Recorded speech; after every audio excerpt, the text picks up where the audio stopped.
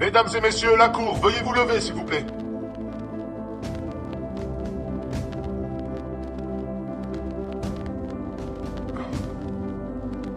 Asseyez-vous.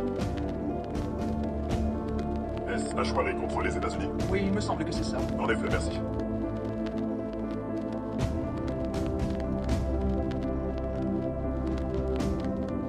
Si la Cour le permet, je suis Judy Wood, représentante de la plante Azefa Ashwari. Sommes-nous supposés accorder l'asile à toutes les femmes persécutées à travers le monde?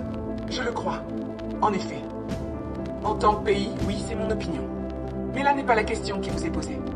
La question que nous soulevons ici est de savoir si une femme qui se bat pour ses droits défend ou non une opinion politique. Et si la loi sur l'asile exclut ce cas, où cette précision figure-t-elle? Pourquoi le préciser? Il est stipulé qu'elle s'applique aux groupes minoritaires, et les femmes représentent la moitié de la population. La loi s'applique aux groupes persécutés. Or, des groupes majoritaires peuvent être persécutés. L'apartheid sud-africain en est un exemple. Ah, mais elle a été adoptée en vertu d'un traité international signé par de nombreux pays qui donne aux droits des femmes une autre définition que la nôtre. Croyez-vous qu'ils auraient signé s'ils y avaient eu un appel? Venez par ici, mesdames, vous êtes persécutées. Soyez assurés que mademoiselle Ashwari n'a fait l'objet d'aucune incitation. Elle est venue ici de son plein gré et vous implore de ne pas la renvoyer là-bas où l'attend une mort certaine. Si vous permettez, je crois que la question posée est la suivante. La loi protège exclusivement les personnes victimes de persécution, mais refuse explicitement de protéger les persécuteurs.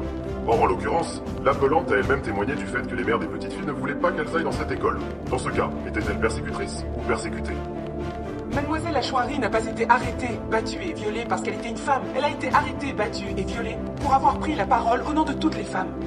Pour avoir osé manifester dans la rue.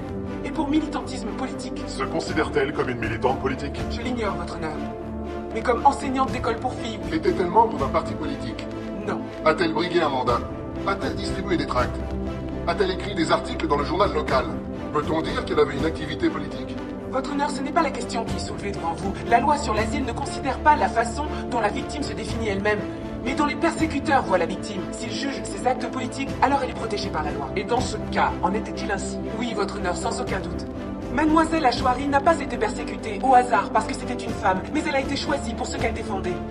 Le gouvernement a émis un mandat d'arrêt à son encontre pour crime contre Dieu. Les talibans ont même inscrit dans la loi une lecture dévoyée de l'islam. C'est cette loi que la police a appliquée en la battant et en la violant. Ce qui, au passage, relève de la peine capitale dans une région où le crime d'honneur est pratiqué.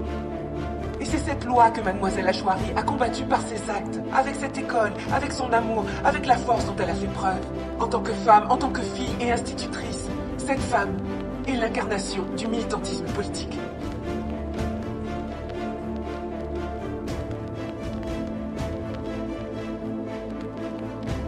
Madame Wood, vous ne nous demandez pas seulement de contester la décision d'un juge fort respecté, mais celle de tous les juges qui ont statué sur pareil cas. La loi ne protège pas les femmes en tant que catégorie, mais elle ne peut les sacrifier pour autant. Tous ces juges, sans exception, ont donc fait erreur. Oui, tous les juges avaient tort. Mais vous pouvez y remédier.